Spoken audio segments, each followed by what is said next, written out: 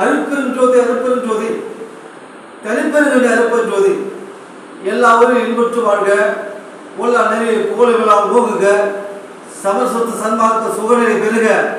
உத்தமன் ஆகு ஓங்குக என்று நம் அவர்கள் சமஸ்வத்து சன்மார்க்க சங்கம் வானாதிராயபுரம் எஸ் குமார் என்எல்சி நெய்வேலி நம்ம வளர அவர்கள் இந்த மனித பிரிவை அது மனித பிரித்தல் இது அதை விட கூடு கூடு செவிழ்ந்து பிரித்தல் அது உலகத்தையே உயர்ந்த தேகத்தை பெற்ற மனிதரை பெற்று நாம் இத்தேகத்தை அழியாத தேகம் ஆக்கிக் கொள்ள வேண்டும். அப்படி ஆக்காவிட்டால் இந்த உடம்பு பிரிவு எடுக்கும், மரணத்தை தள்ளிவிடும்.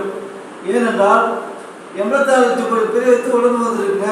இந்த உடம்பை நீங்கள் தக்க வைத்துக் கொள்ள வேண்டும், பிழைத்துக் கொள்ள வேண்டும். அதற்காகத்தான் நான் சன்மார்க்க சங்கம், ஞான சபை, தருமச்சாலை எல்லாரும் தோற்றுவித்து நீங்கள் எல்லாம் மீண்டும் பிரிவுகளை மாற்றிக்கொள்ளக்கூடாது, மரணத்தை தழுவிடக்கூடாது. ஏன்னா உலகத்திலே மிகப்பெரிய ஒரு மனிதனுக்கு மிகப்பெரிய சோதனை எது என்றால், மனிதனுக்கு பணம் என்று ஒரு சோதனை கிடையாது, குடும்ப கஷ்டம் என்று சோதனை கிடையாது. ஒரு மனிதன் மரணத்தை தழுவுவதுதான் சோதனை. அதுதான் சோதனை என்பதுதான். அதுதான் சொல்கிறார், நான் பெற்ற இன்பம் பெருக வையாகும் என்று சொல்லி இந்த உடம்பை உனக்கு மனித பிரிவை கொடுத்து விட்டேன். இந்த பிரிவை நீங்கள் தக்க வைத்துக் கொள்ளுங்கள். அப்படி தக்க வைக்க முடியாவிட்டால் இந்த உடம்பு பல பிறவிகளை மாற்றிக்கொண்டு துன்பப்படும், இன்பத்தை அடைய முடியாது. அதனால் சொத்து சம்பாதித்து வைத்து விட்டேன். திருவருப்பா, திருக்குறள், மாணிக்க வாசகர், அப்பர், சுந்தர் பல நூல்களை எழுதி எழுதியிருக்கிற தேவர்கள் எல்லாம். அதை தாண்டி நான் திருவருப்பாவையும் எல்லாம் எழுதி இந்த உடம்பு மரணத்தை தருவாத நிலையை நான் அழைத்து விட்டேன். நீங்கள் மரணத்தை தருவிடக்கூடாது. ஏனென்றால் நீங்கள் எல்லாம் என்னொரு பிள்ளைகள் சுகமாகவும் இன்பமாகவும் இந்த உடம்பு எப்போதும் வாழ வேண்டும். இது 100 வருஷம் வாழ்ந்தோம், 50 வருஷம் வாழ்ந்தோம், சொத்து சம்பாதிச்சோம், செத்து போயிட்டோம் அப்படின்னு இருக்கக்கூடாது. ஏனென்றால் இந்த உடம்பு அழியாத தேகம், சுத்த தேகம், சுத்த பின்ன தேகம், சுத்த ஞான தேகத்தை பெற வேண்டும். ஏனென்றால் பணம் இருக்குது, நம்ம சொத்து சம்பாதிப்போம், சினிமா கொட்டை கட்டுவோம், பணத்தை இன்னும் சம்பாதிப்போம். அதில் நிலையில்லாத ஒரு வாழ்க்கை. இந்த சொல்லப்படுற திருவள்ளுவர் இந்த உடம்பை அழியதாக ஆக்கி கொண்டு எப்பொழுதும் எப்போதும் எக்கரத்தம் எவ்வளவும் தடைபடாமல் அனுபவிக்கின்ற ஒரு பேரின்ப சித்தி பெற்று வாழ வேண்டும். அப்படி வாழ்ந்தால்தான் இந்த பிறவி ஞானத்தை அடைய முடியும், சுகத்தை அனுபவிக்கும். யார் பெற்ற இன்பம் பெருக வையாகும் என்பது போல நம்ம அவர்கள் பெற்ற தாய் மகன் மறந்தாலும், பிள்ளையை பெறும் தாய் மறந்தாலும், உற்ற தேகத்தை உயிர் மறந்தாலும், உயிரில் மேவிய உடல் மறந்தாலும், கற்ற நெஞ்சிலும் கலை மறந்தாலும், கண்கள் நின்று இமைப்பது மறந்தாலும், நற்றவர்த்தர் உள்ளிருந்தோம் நமச்சிவாயத்தை நான் வரவேனேன். நமச்சிவாயத்தையும் அனுப்பது நாம் பெற்றுக்கொண்டால் இந்த உடம்புக்கு மரணம் என்பது இல்லை, துன்பம் இல்லை. எவன் உயிரை இழக்க முடியாது, அந்த தகுதிக்கு எவனுக்கு கிடையாது. ஏனென்றால் நாம் நம்முடைய அருப்பஞ்சாருடைய பிள்ளைகள். யான் பெற்ற இன்பம் இந்த உடம்பை காற்றாலே, புவியாலே, ககனமானாலே, கணனாலே, புலனாலே, கதிரை ஆலையாலே, விரையேற்று கொள்கையாலே, வேற்றாலே எங்காற்றம் அழியாத விலங்கு மெய்யளிக்க வேண்டும் என்றேன்.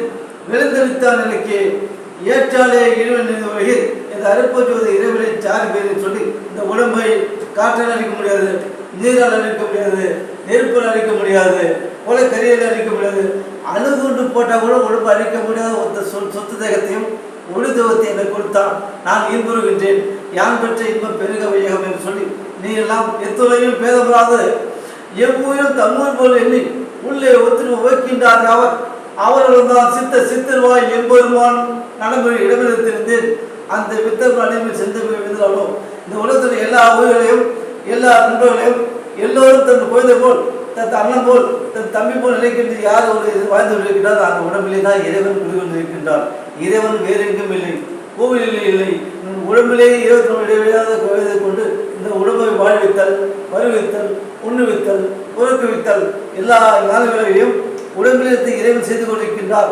என்னுள் யாம் உயிருள் யாம் என்று சொல்லி இரக்கம் இருந்தால் உயிர் பிரியும், இரக்கம் உயிர் ஒன்று என்று சொல்லி இரக்கமே என் உயிர், இரக்கம் உயிர் ஒன்று. இரக்கம் பிரிந்தால் இந்த உடம்பு, இரக்கம் இருந்தால் மரணத்தை தெரிவிடும். இரக்கம் இருந்தால் இந்த உடம்பு மரணமில்லாத பெருவாழ்வு ஆடு என்று நினைந்து உணர்ந்து அன்பை நினைந்து ஊற்றெடும் கண்ணிலிருந்து உணர்ந்து அது நமது நன்னிதியே ஞான இடத்திலே என்னுரிமை நாயகர் என்று வளர்ந்து வந்து ஏற்று உண்மையை மரணமில்லாத பெருமாளில் வாழ்ந்துள்ளாம் கண்டேன் புலந்தொருகேன் பொய்ப்பூலியன் சத்தியம் சொல்கின்றேன் போச்சாப்பிலும் சிற்சாப்பிலும் பூதர்கள் சொல்லி இந்த உடம்பை நீங்கள் ஞானத்தை பெற வேண்டும், இல்லை என்றால் பிறவி எடுக்கும் துன்ப விலையில் கஷ்டப்படும் சொல்லி நீங்கள் மீண்டும் மரணமில்லா வாழை பெற்று வாழ்வாங்க வாழ வேண்டும் ஒற்றவர்கள் பெற்றவர் உலகில் ஒற்றுவது என்று மிகுந்த சிவ கருப்பை கொற்றிய விலையில தர்ம சாலைகளை உருவெடுத்தது என்று சொல்லி நீங்கள் எல்லாம் இன்பம் வாழ வேண்டும், சுகம் வாழ வேண்டும் சொல்லி சமஸ்கிருத சன்மார்க்க சங்கம் எஸ் குமார் NRC நெய்வேலி எல்லா ஊரையும் விட்டு வாழ்க. சும்மா ஒரு பிட்ட போன பேர் நாளைக்கு ஏதோ ஒன்று உலகம் உலகம் வரமாட்டேங்குது சார். இதுதான் கொடுத்தேன்.